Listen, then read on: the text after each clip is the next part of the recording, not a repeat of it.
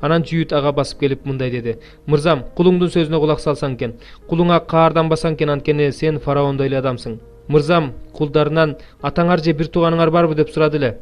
Биз мырзабызга биздин каарыган атабыз жынанын каарыганда көргөн кенже уулу бар. Бир тууганы өлүп, ал бир энеден жалгыз калды.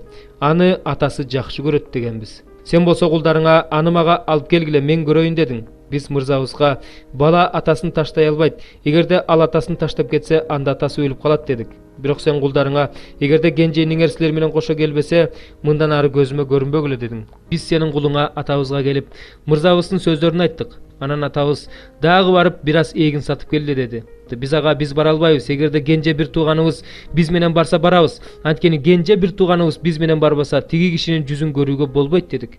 Ошондо сенин кулуң, биздин атабыз мындай деди: "Аялым мага 2 уул төрөп бергенин силер билесиңер. Бирөө менден кетти. Ошондо айттым эле: чын эле ал жырткычка таланса керек, анткени мен аны бүгүнкү күнгө чейин көрө элекмин.